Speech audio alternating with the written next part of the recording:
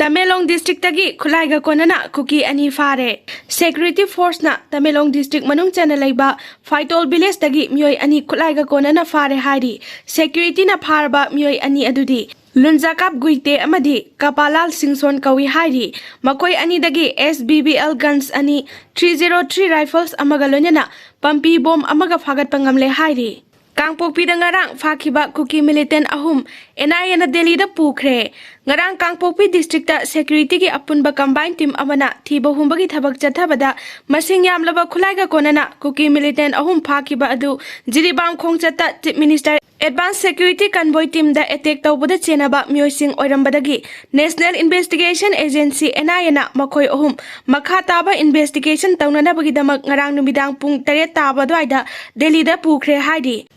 NIA na fakraba kuki militants ahum adu Churchampur gam phajang dagi Thangjiol haukip allies thangboy chahi 18 apokpa ngamja khulon Churchampur all genmol village tagi Jangjaulen khongsai allies gaulen khongsai chahi 18 apokpa sauhen khongsai amadi Churchampur bethel dagi Jangmilun Singson allies Frankie chahi 95 kawi hairi Churchampur da HIV/AIDS patient singi hidak fngdre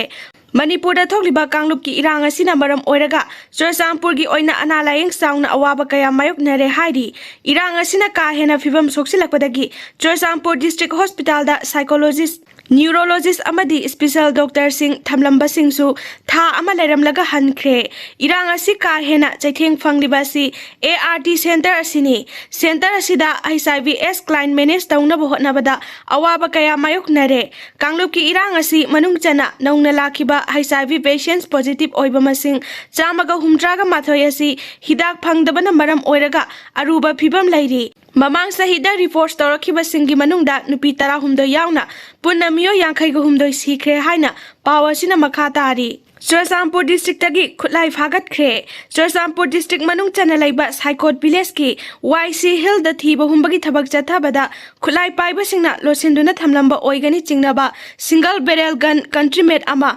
improvised heavy mortar pumpi ahum Live cartridge bore mark 70 mm local made mari empty cartridge bore ahum amadi empty cartridge improvised mortar ani fagat pangamle hairi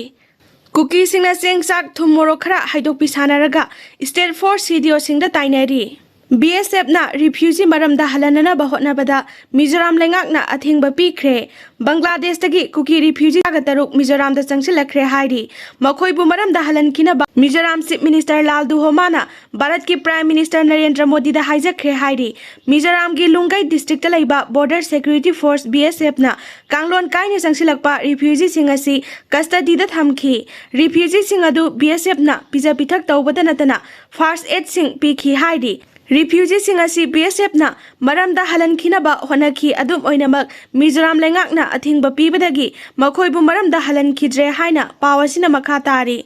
Nisagi mayokta sangsilakpa khongthang ama oina ningol masa UNLF MPA na nisa saba amadi lalonba mioi kaya faduna warak watem khre